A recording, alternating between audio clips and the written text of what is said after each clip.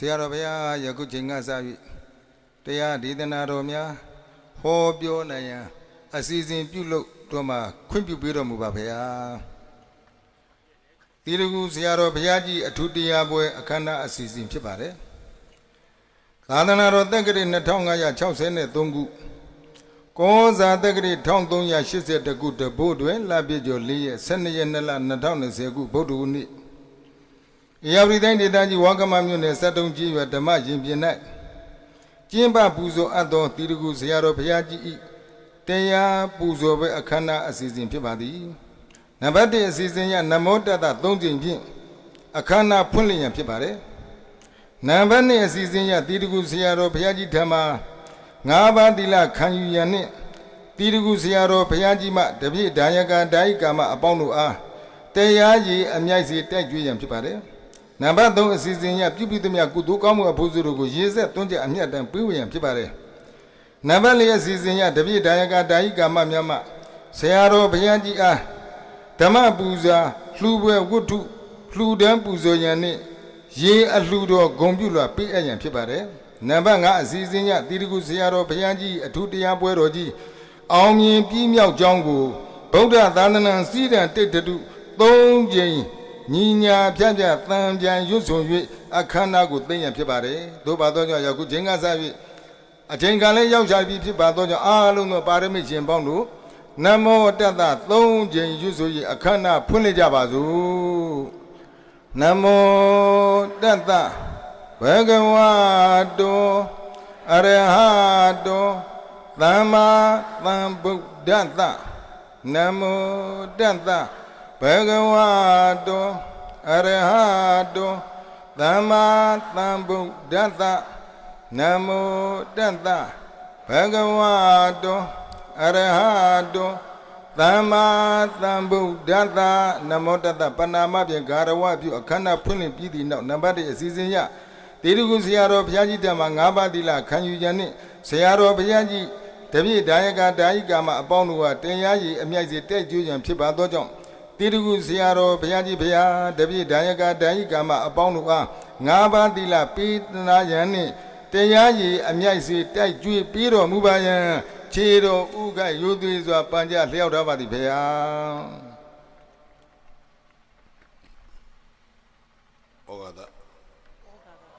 Oh God.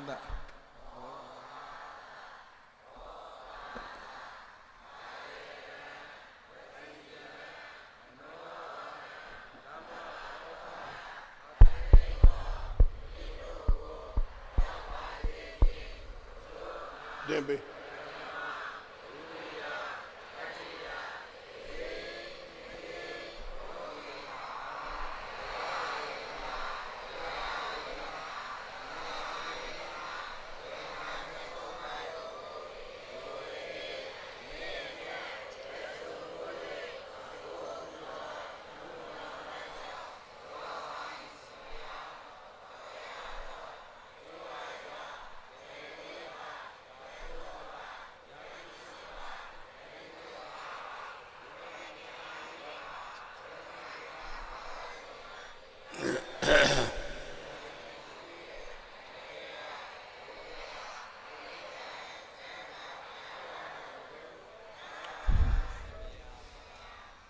Tabidiya Vivizantu Doga Roga Vinadadu Made Bondandraya Dukhi Diga Yugo Bawa Abhivarana Dileda Nisan Oda Basayi No Sadaro Dhamma Wadantu Ayu Wana Dukhambalam Tabidiya Vivizantu Biyangathindo Kinyin Jabase Kondari Taba Doga Vinadadu So Yekathinkin Yin Base Dadi Taba Roga Vinadadu Yoga Kathinkin Yin Base Dadi Made Vandandraya Dindo Beya Andare Vadakumya Mashija Base Kondari Dokhi Diga Yuga Bondu Kosinaba Chanyan Dada Deshija Base Kondari Adoga Diga Yuga Bondu So Yenkin Kwa Sechanda Zopin Adeshija Base Kondari Arogatiga yuga buntu anakin kwa jama zwaphin athat shi ja ba se kaung thati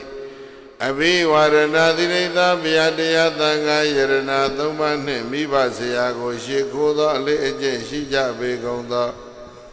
ဟောတာပစာယိနောကြီးကု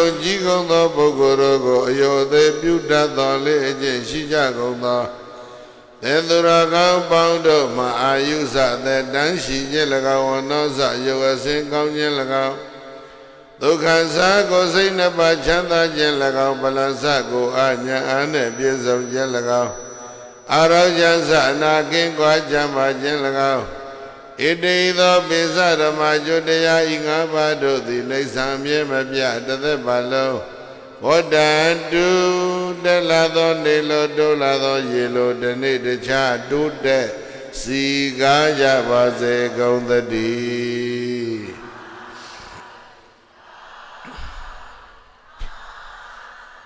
ဟာဗန္ဒီအလုံးညီညွတ်ညွတ်ဆိုလိုက်ကြ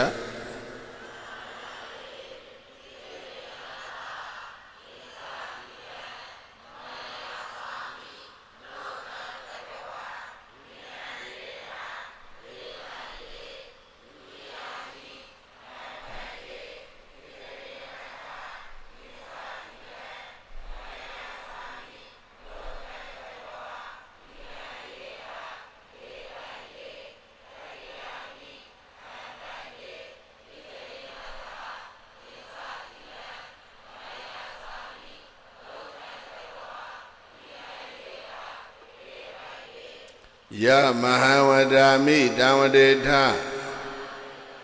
နမောတသဗ္ဗဂဝတောအရဟတောသမ္မာသမ္ဗုဒ္ဓတ္တ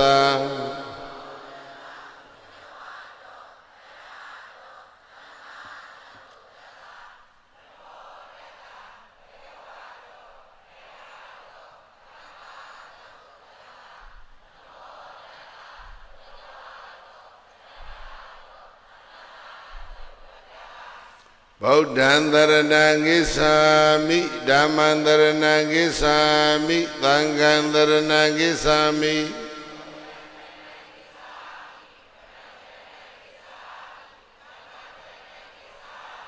ဒုတိယံပိဗုဒ္ဓံတရဏံဂစ္ဆာမိဒုတိယံပိဓမ္မံတရဏံဂစ္ဆာမိဒုတိယံပိသံဃံတရဏံဂစ္ဆာမိ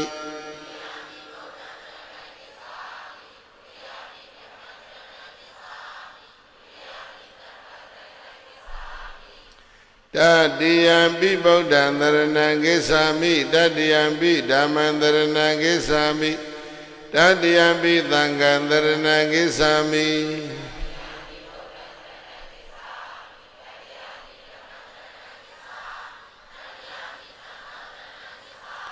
သရဏဂမနသံပုံဏံ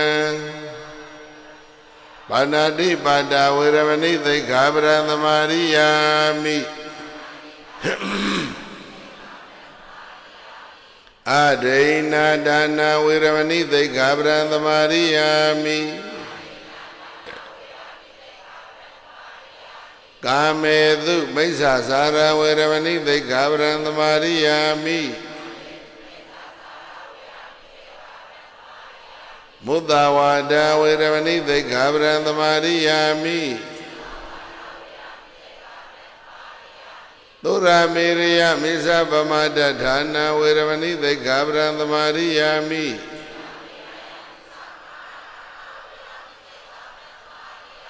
ဣဒံမေပုညံဘောဓိညာဏတ္တပစ္စယောဟောတုဗန္တေရှင်ဘုရားမေဘုရားတပည့်တော်ဤဣဒံပုညံဤကောင်းမှုသည်ဘောဓိညာဏတ္တသစ္စာလေးတံတရားမှန်ကိုပိုင်ခြားတင်သိမြင်နိုင်သောဘောဓိညာဤပစ္စယောအထောက်အပံ့သည်ဟောတုဖြစ်ပါစေတည်း သာရဝနှလုံးပြော့ပြောင်းသူတော်ကောင်းပေါင်းတို့တုံမေသင်တို့သည်တိတရဏေနဘုရားတရားသံဃာဟုဆိုအပ်သောသုံးပါးသောကိုယ်ွယ်ရာဆုံးသရဏဂုံနှင့်သဟအတူတကွပင်စင်ကသီလံအင်္ဂါ၅ပါးရှိသောသီလတော်မြတ်ကိုသာဓုကံကတ္တဝမြဲမြံအောင်ပြုကြကုန်၍အပမတိနာမမေမလျော့မပေါ့မတန်ထက်သန်သောတတိတရားဖြင့်သဗ္ဗကိစ္စနိအလုံးစုံငုံသောပြုပွဲကိစ္စမှန်သမျှကိုတမ္ပါတိထကိုစီကိုငါပြည့်စုံကြစေကုန်လောရတဲ့တေလာ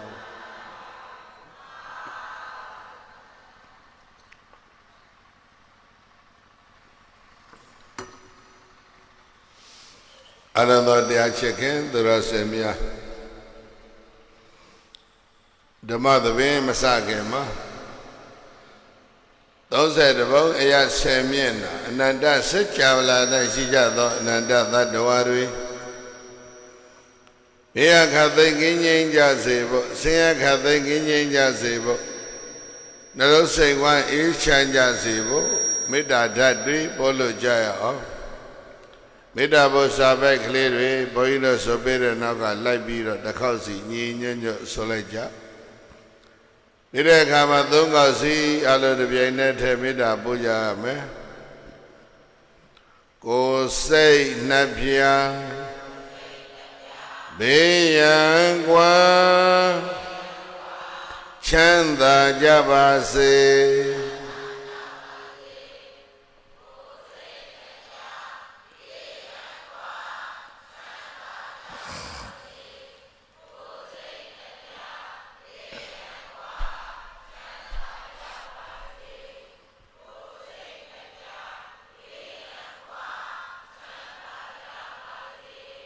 မေတ္တာနှလုံး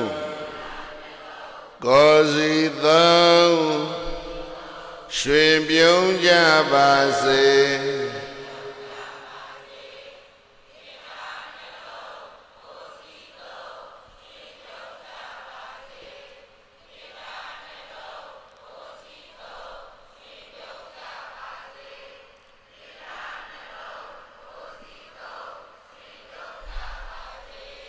မေတ္တာယံသူဒေါသမုအပူကင်းပါစေ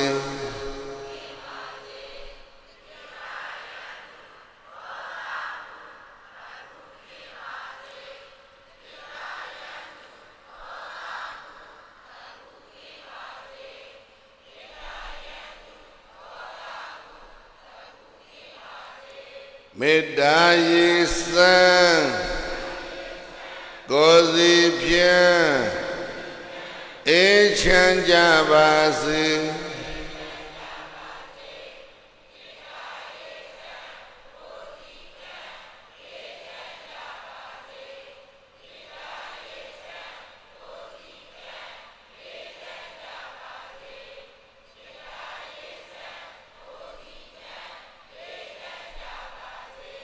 ခန္တီယံဒေါသမံတွန်းလှန်နိုင်ပါစေ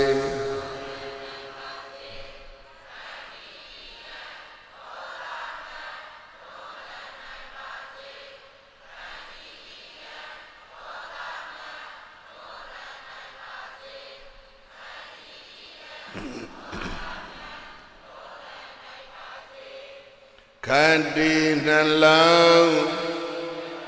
အစင်သုံးရွှင်ပြုံးကြပါစေ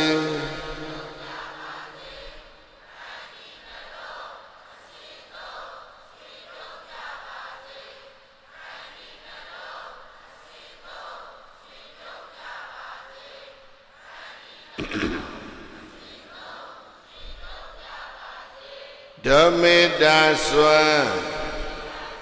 ကဘာလွန်ငြိမ်းချမ်းကြပါစေ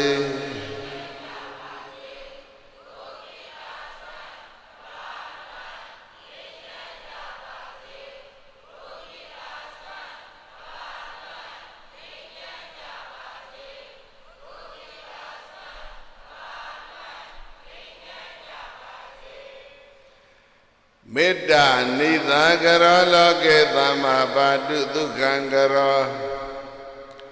မေတ္တာတိတလရံတိဟိဒုက္ခံတုဘုဒ္ဓိတာပဇာလောကေတတ္တဝါအလီလီခောမိပေါလလောကတကဘာတွင်၌မေတ္တာနိသကရောမေတ္တာအေလူဖွေးဖြူပဝင်းငွေလမင်းကြီးသည်သမ္မာတတ္တဝါတွေဤမြတ်စေဖို့အတရေရှင်ကကောင်းမွန်စွာဒုက္ခံကရောသူလည်းဝန္တာငါလည်းရှင်ပြုံးနှလုံးစိတ်ဝလန်းလာယခုချမ်းသာကိုပြုလျက်ဘာတုယံလည်းကင်ဝေဘေးလည်းမခအေးရဖို့ရှင်မြတ်အတရေထွန်းပပါစေတည်းမေတ္တာတိတလရံတိဟိမေတ္တာပွေလျံအေဒဆောင်သည့်အယောင်ဝါတို့ဖြင့်မေတ္တာတိတလရံတိဟိမေတ္တာပွေလျံအေဒဆောင်သည့်အယောင်ဝါတို့သည်ဘုဒ္ဓိတဘုံဘောင်လွတ်တုံမွမ်းမလာထိတွေ့အကောင်သာပဇာကပခေပွေပြည့်ပြည့်၌တည်နေများစွာတတ္တဝါတို့သည်ဒုက္ခဒုက္ခစိတ်ဧကဘိယံကွာ၍ဝမ်းသာတကွချမ်းသာကြပါစေကုန်သတည်း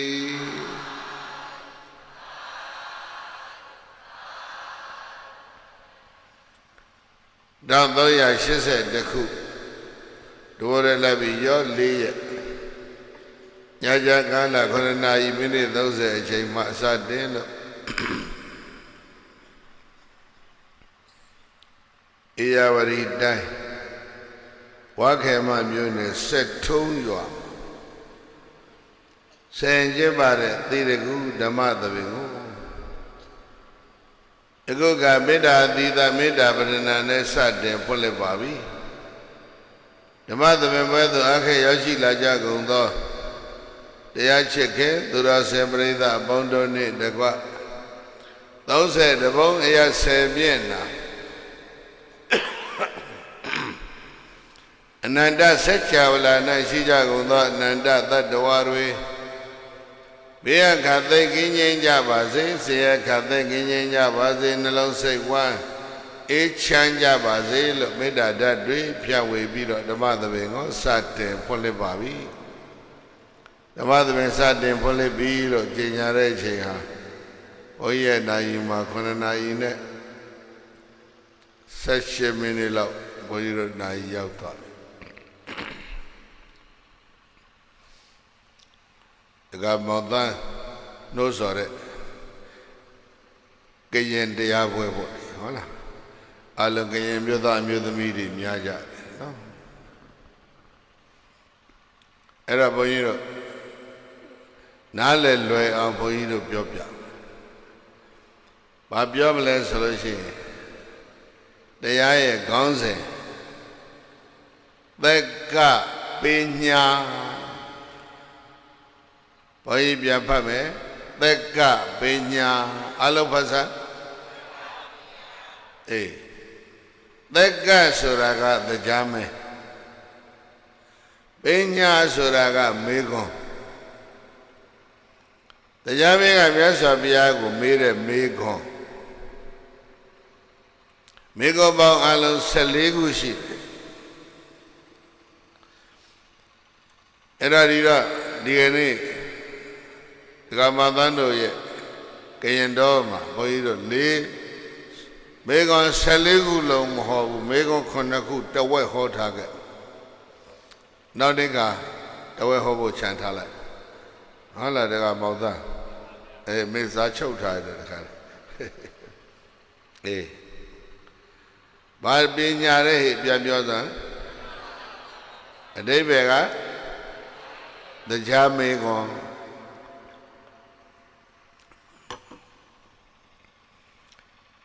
ဧကံသမယခတပမဘဂဝါဘုံတော်6ပါးသခင်ဘုရားရှင်ကိုရောမြတ်သည်မဂရေသူမဂဒတိုင်းတို့၌ရာဇဂဟေတောင်ငါလုံးရန်နွားချံတို့လို့ရသောကြောင့်ဆိုရရွှေမြို့တော်မှာဝ ဝါယာဇကဟေဝေပုံလတောင်ရဝိပါရတောင်ရပန္တဝတောင်ရဣတိကိရိတောင်ရခေစကုတ်တောင်ရလို့တောင်ကြီးကလောကံခုနွားချံတို့လိုရာဇကျော်ဆိုရရွှေမြို့တော်မှာဝေတိယကေပပတိဝေတိယကတောင်တန်း၌အိန္ဒသလာကုအာယအိန္ဒသလာအမေကြီးတဲ့လင်ကူ၌ဧကကောဝဘောမမီတပါတိတိဝိဟရတိဣရိယပဋ္ဌမြတ်တရွှင်ပြုံးကတတေသုံးနေထိုင်တော်မူခဲ့ပါပေသတည်း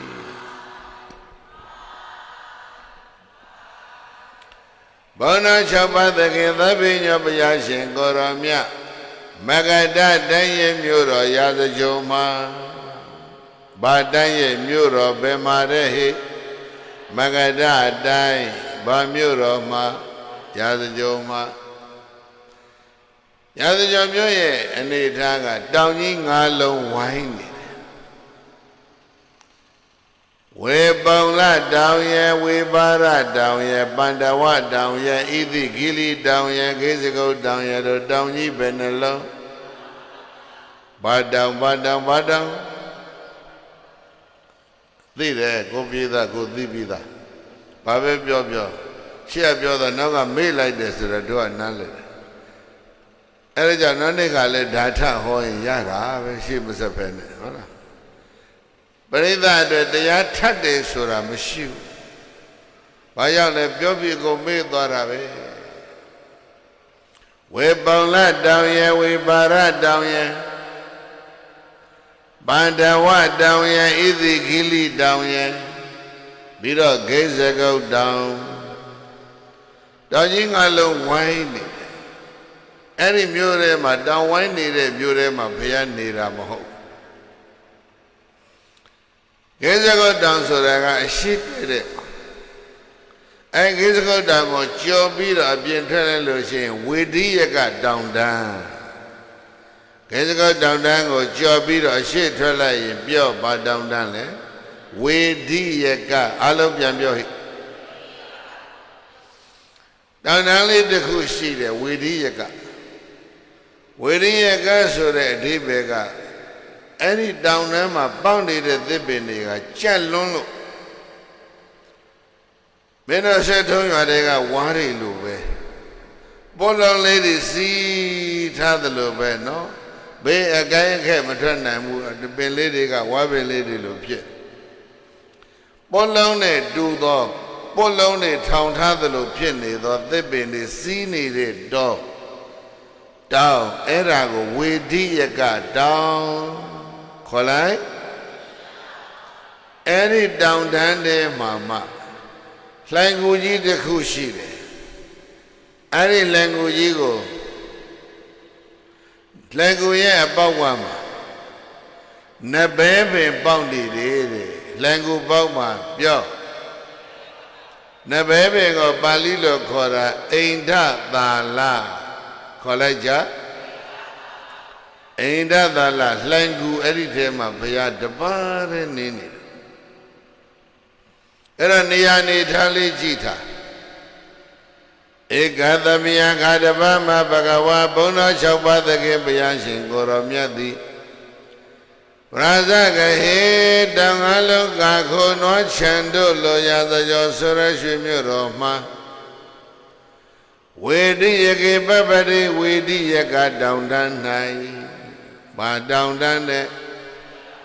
အိန္ဒသလကုဟာယံနဘဲပင်ပေါက်နေတဲ့အိန္ဒသလလှိုင်ကူမှာဧကကောဝဘောမမီတပါတိတိဝိဟရတိဣရိယပဋ္ဌမြတ်တရွှင်ပြုံးငါတတေသုံးစနေတော်မူခဲ့ပါပေသတည်း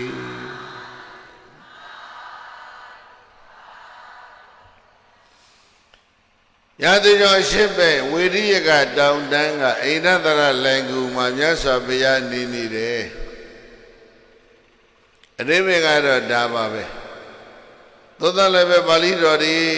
နဲ့ဘုန်းကြီးတို့ဝေဆာဆာလေးပြောလိုက်တော့နော်ကြည်နုစရာတက်ကောင်း အိန္ဒသလလေကူမှာဘုရားနေတော့ဘာဖြစ်လဲလို့ဆိုတော့တခုသောဉာဏ်ဤစာနေမဝင်သေးခင်တရားမင်းနတ်ပရိသတ်8000နဲ့လေကူဖောက်ရောက်လာတယ်နေမဝင်သေးခင်လေကူဖောက်ပါရောက်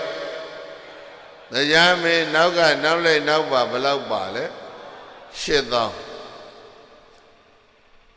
မင်းတို့ဆက်ထုံးကလူတွေမင်္ဂလာသုတ်ဖတ်ဖူးတဲ့လူကြီးပဲလို့ကိုတို့ယုံကြည်တယ်မင်္ဂလာသုတ်ဖတ်လိုက်ဧကံသမယံဆိုလျှောက်ဖတ်ကြော်ဖတ်မယ်အညတရာဒေဝတာဘိကန္တာယရတ္တိယပါရမောလားနတ်သားတယောက်သည်ညင်ဥယလွန်သကောင်ယံကာလဇေရောကြောင်းရောက်လာတယ်မင်္ဂလာသုတ်မှာလေနတ်တရားနာလာတာသကောင်ယံမှလာတယ်လို့မင်္ဂလာသုတ်မှာတွေ့တယ်မို့လားအဘိကန္တာယရတ္တိယနော်ကိုယ်တရားမင်းရောက်လာတဲ့ကနေမဝင်သေးခင်ရောက်လာအဲ့ဒါကွာချားနေနေမဝင်သေးခင်ညစောကြီးဘာဖြစ်လို့လာလဲလို့ဆိုတော့အဲ့ဒီညသကောင်မကြောခင်တရားမင်းကသေတော့အဲ့ဒါကြောင့်မသေးခင်လေးဆင်ပြေးပြီးတော့တရားနာအောင်မယ်ဆိုအရေးကြီးလာတာဘုန်းကြီးပြောတာနားလည်သွားပြီသကောင်ကြောရင်ဘုရားမင်းတရားမင်းဘာဖြစ်လဲမသေးခင်မသွားလောက်တာတရားပြောတာမင်းတို့ပြောတာမဟုတ်နော်အဲ့တော့တရားမင်းကသူသိမယ်ဆိုတဲ့ဥစ္စာကသူ့ဟာသူဘယ်လိုလုပ်သိလဲလို့ဆိုတော့တို့ဟာသာတို့သိမဲ့ကိစ္စတို့ဟာတို့မသိတာတရားတို့နတ်တို့ကသူတို့ဟာသူတို့ကြိုသိတယ်သိဖို့သိနေရဒီလိုအယောင်နေမှိန်လာတယ်တဲ့နတ်များကိုယ်ယောင်နေတဖြည်းဖြည်းဘာဖြစ်သွားပြီလဲမှိန်သွားတယ်အဝတ်တွေလည်းပဲညှိုးသွားတယ်အဝတ်တွေဘာဖြစ်လဲကိုယ်ယောင်နေမှိန်တဲ့အဝတ်တွေညှိုးတယ်နတ်ပန်းတွေလည်းပဲဥယျာဉ်ထဲမှာအကုန်လုံးညှိုးသွားတယ်ပန်းတွေညှိုးတယ်နောက်ပြီးတော့ခန္ဓာကိုယ်ကချွေးတွေထွက်လာတယ်တဲ့ဘယ်နှမျိုးရစည်းစိမ်အလွန်ကြီးကျယ်ပြီပဲသူစည်းစိမ်ထဲမှာသူမပျော်တော့ဘူးတဲ့ဘယ်တစ်မျိုးလဲ၅မျိုးအဲ့ဒါနတ်များမှာသေနမိတ်၅ပါးပြောသေနမိတ်၅ပါးကဘာတွေလဲပြန်ပြောပါအယောင်နေမိန်တယ်အဝတ်တွေညှိုးတယ်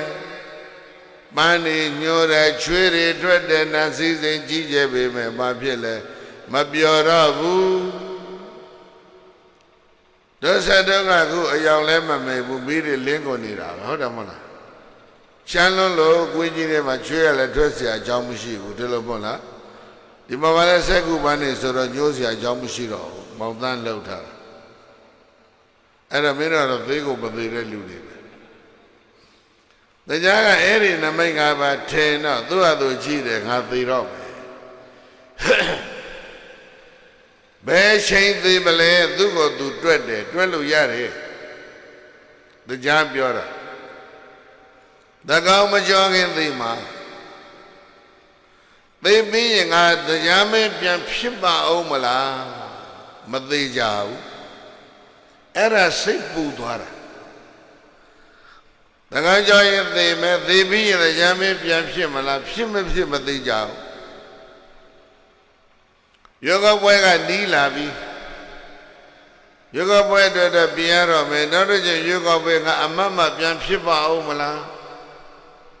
သိကြဖို့အရေးကြီးတယ်မို့လားနောက်တစ်ချိန်ယောဂပွဲအမတ်ပြန်ဖြစ်ဖို့သိကြမှကလထိုင်ပြန်ထိုင်ရမယ်လေကိုလည်းတရားမင်းကတရားပြန်ဖြစ်ဖို့သိကြအောင်ငါတရားပြည့်နာလိုက်အောင်မယ်ဒီလိုကဲတော့သိကြခြင်းဘာလို့တရားသာပြေးနာကြတရားတော့အဲ့ဒါပဲအဲ့ဒီလိုဖြစ်တာအဲ့တော့သေခါနီးသကောင်ရသေမယ်လို့ဆိုတာလေးသတိထားလိုက် အဲ့ဒါကြောင့်နေမဝင်ငယ်ခတ်စောစောဆင်းမှပဲဘုရားပေမလဲကြည့်လိုက်တော့ဘုရားတွေ့ပြီဝေရိယကတောင်ကြီးကအိန္ဒသလလှိုင်ကူမှာဘသူရှိလဲဘုရားရှိနေမဝင်ငယ်ငါသွားမယ်နွားကြောင့်သားတွေနွားတောင်မသိရသေးဘူးတရားမင်းကလှိုင်ကူပေါက်ရောက်လာတာဒီကနီးလို့နော်တကောင်းရသိမှမို့လို့ခတ်စောစောသူဆင်းလာလက်ကိုပေါက်ရောက်တော့လက်ကူကတကားပိတ်ထားတယ်ဘုရားကလက်ကူတဲ့တပါးတဲ့တရားမင်းမဝင်ရဘူးရှင်မောအခါမိုးကြီးရောက်လာတာကိုသကောင်းကျော်မှလာရမယ်တရားနေမဝင်ခင်ရောက်တော့ဘုရားတကားကိုမခောက်ရဘူးအဲ့တော့ဘာလို့လဲလို့ဆိုတော့သူနဲ့အတူတူပါလာတဲ့နတ်8000တဲမှာနတ်သားတစ်ယောက်ပါတယ်ပင်စသီခနတ်သားပင်စသီခနတ်သားပြောကြပင်စဆိုတာ5ခုသီခဆိုတာရောင်တုံးအဲ့ဒီနတ်သားမှာရောင်တုံးဘယ်နှထုံးရှိတယ်ခင်မိခြင်းအဲ့ဒါလောက်ကြနော်ဆက်ထုံးကကောမလေး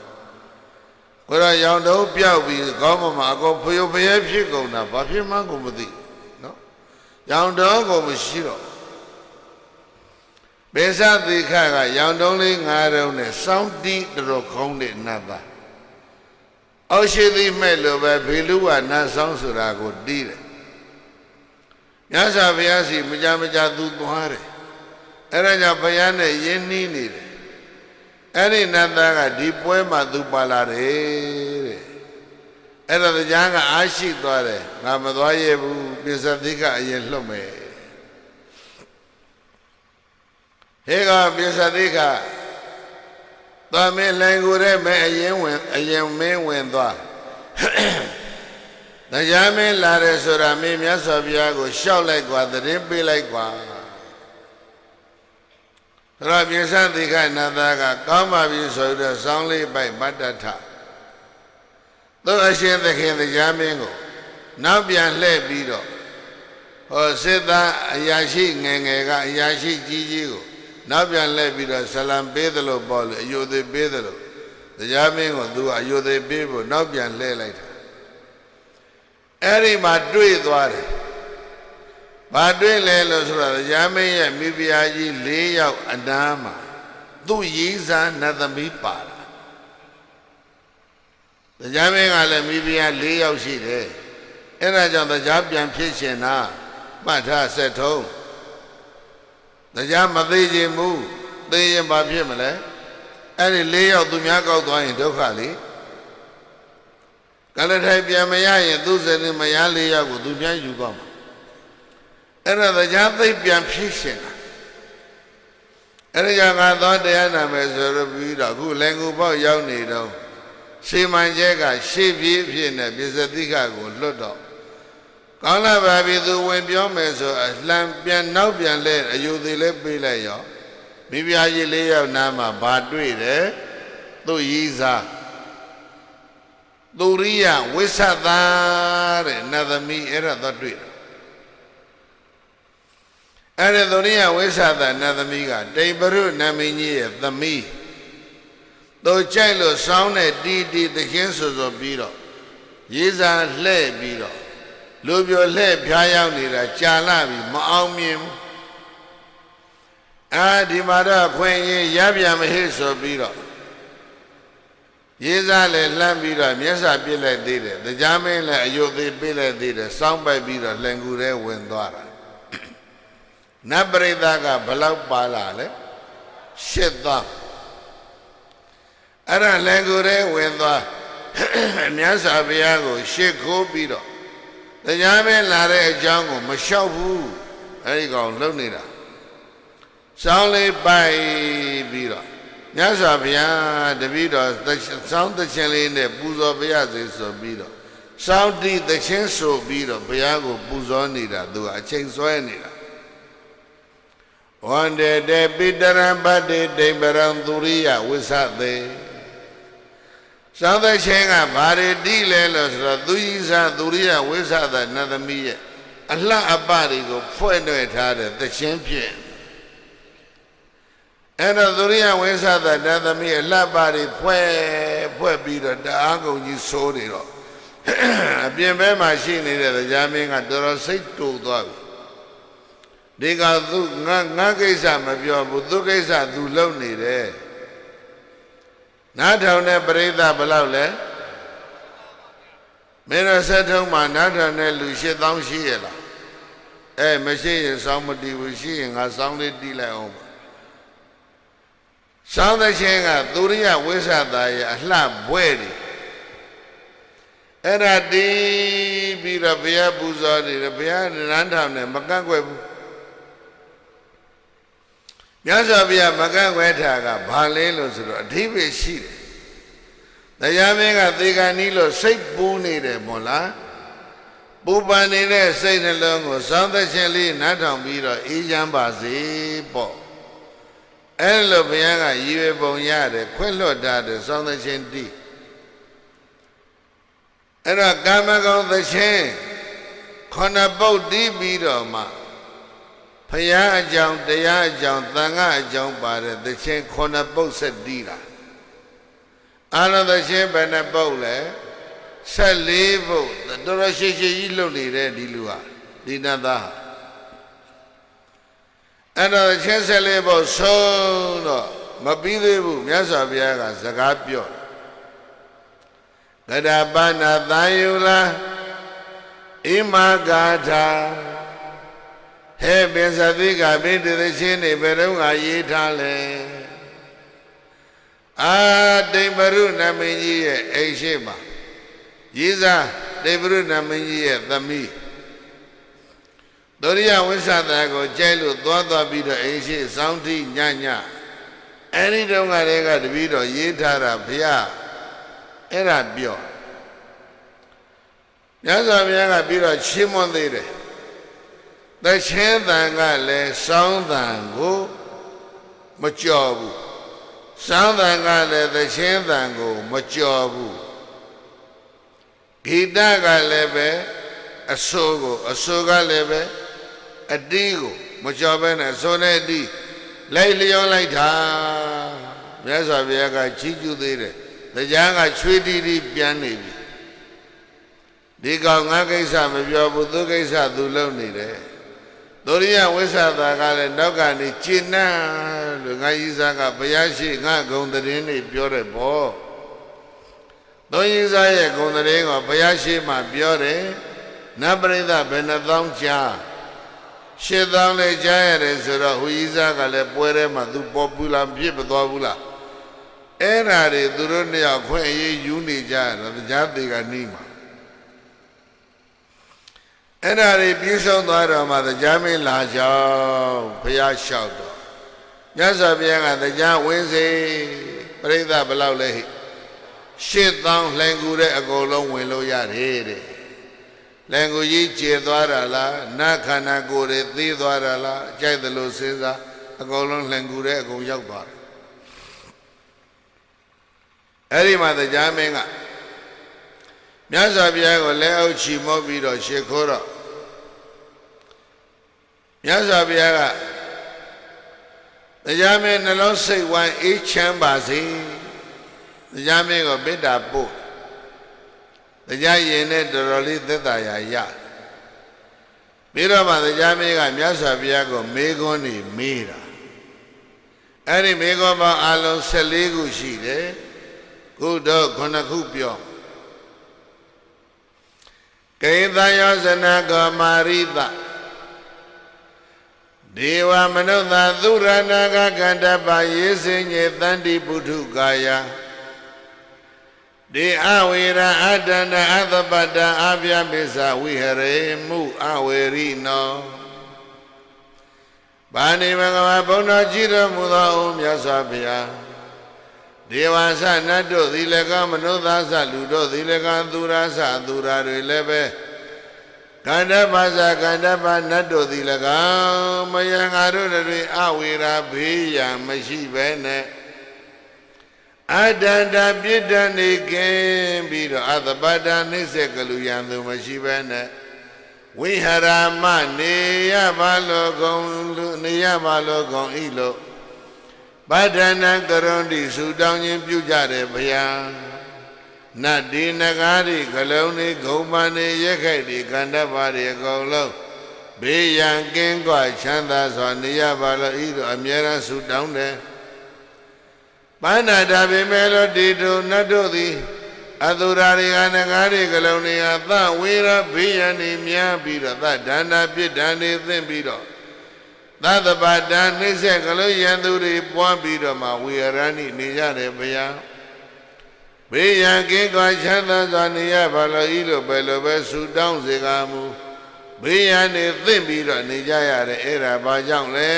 ကိဉ္စယောဇနာပဲအပြည့်ကြောင့်လဲလို့ဘယ်တန်ရောစင်းကြောင့်လဲလို့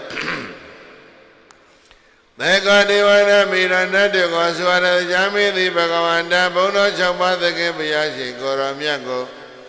အပေါစီသီလိုရင်နဲ့မေမြန်ရှာလေတော့တည်း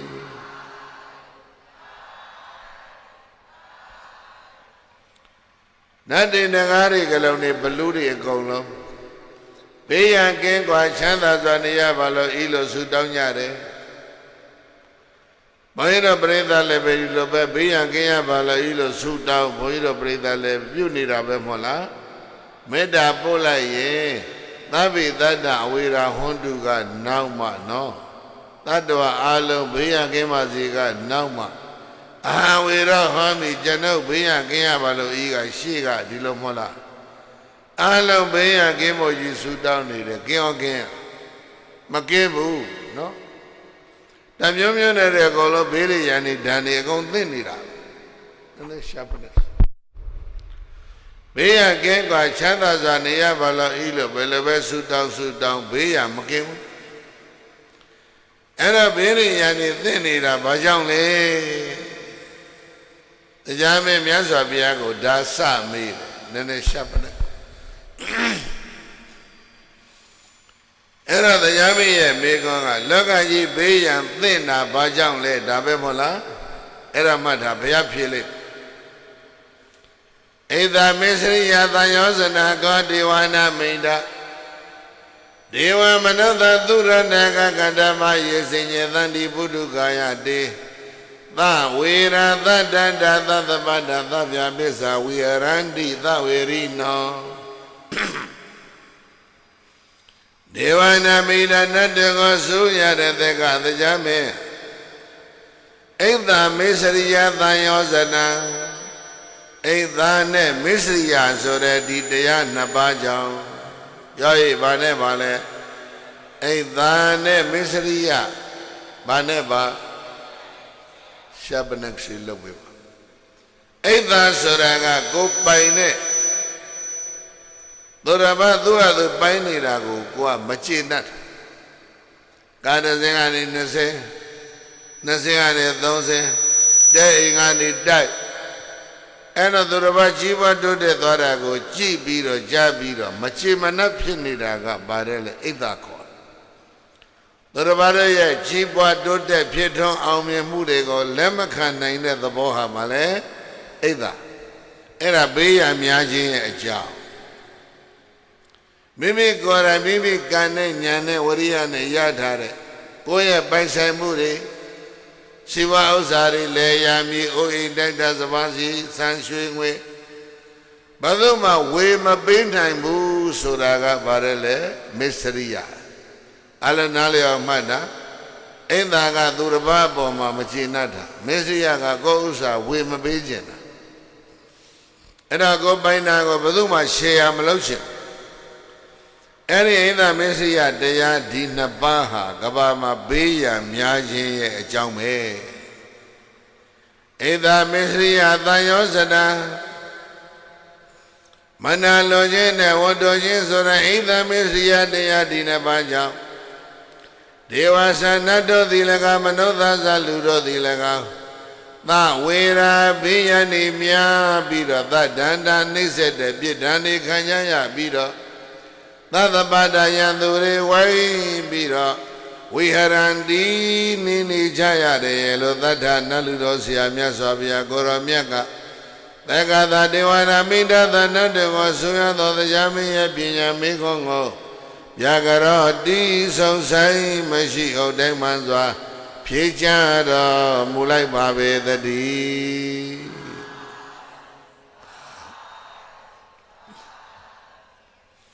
နံပါတ်1မေကောအလုံးရဲ့ပြီးပါစေ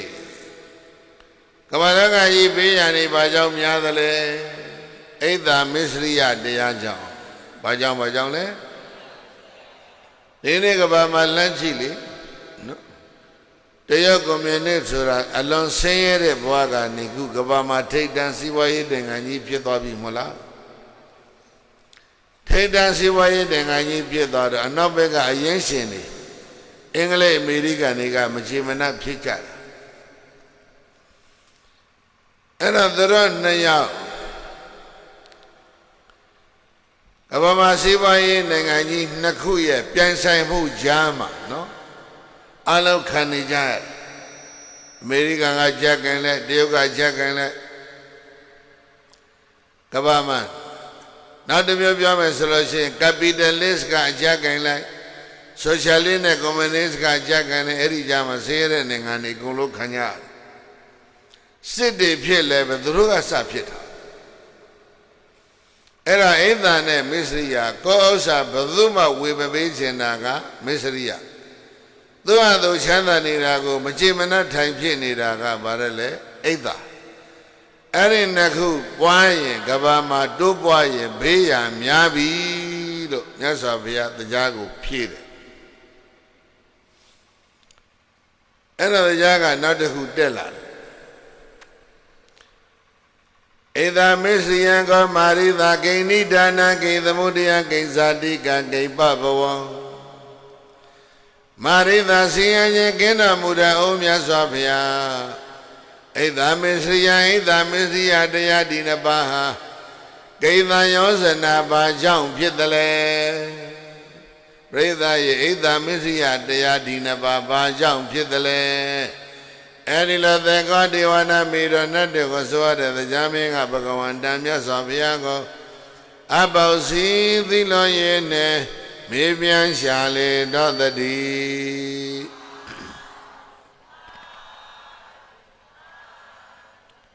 ဧသမစ္စရိယဘာကြောင့်ဖြစ်တယ်လဲဧသမစ္စရိယဘယ်ကလာတယ်လဲအဲ့ဒါဆက်မေးတယ်အဲ့တော့မြတ်စွာဘုရားရဲ့အဖြေဧသမစ္စရိယံကမာရိသဧသမစ္စရိယံကဒေဝနာမိန္ဒပိယပိယနိဒာနံပိယပိယသမုဒယံဒေဝနာမိန္ဒနတ်တော်ကိုဆိုရတဲ့သေကတရားမေဧသမစ္စရိယံချစ်ချင်းတဲ့ဧသမစ္စရိယံမနာလိုခြင်းဝတ္တော်တင်းဆိုတဲ့ဒီတရားနှစ်ပါးဟာပိယပိယနိဒာနံချစ်ချင်းတဲ့မုန်းခြင်းကြောင့်ဖြစ်တာအလုံးပြောရင်ဧသမစ္စရိယတရားဘယ်ကလာတယ်လဲချစ်ချင်းနဲ့မုန်းခြင်းပါဠိလိုဖတ်ခြင်းရင်ပိယအပိယအလုံးဖတ်ပိယဆိုတာကချစ်တာအပိယကဘာလဲလဲမုန်းတာချစ်ချင်းမုန်းခြင်းရှိနေသမျှဘာတွေရှိမလဲဧသမစ္စရိယဖြစ်လွယ်လွယ်ကလေးပဲဘုန်းကြီးတို့ပြိဿရင်စဉ်းစားချစ်တယ်တော့နော်လူလိုချင်းချစ်တာခဏတာဘုန်းကြီးပြောပြမယ်ဒီမှာဘုန်းကြီးကြိုက်ပြတယ်ဒါပါလေးလေနာယီကလေးနော်ဒေါ်လာ250လောက်တန်ဖိုးရှိတယ်ဟောဒီနာမှာသံဃာတော်တွေထိုင်းနေတယ်ဆရာတော်တရားပွဲပြီးရင်နာယီလေးတပည့်တော်တို့ပေးခဲ့ပါလို့ဆိုရင်ဒီဘုန်းကြီးပေးမယ်ထင်လားမပေးဘူးဘာဖြစ်လို့မပေးလဲဒီနာယီလေးချင်းနေတာဟုတ်တယ်မဟုတ်လားနာယီပဲပြောတာကျန်တာမင်းတို့ဆက်ပြော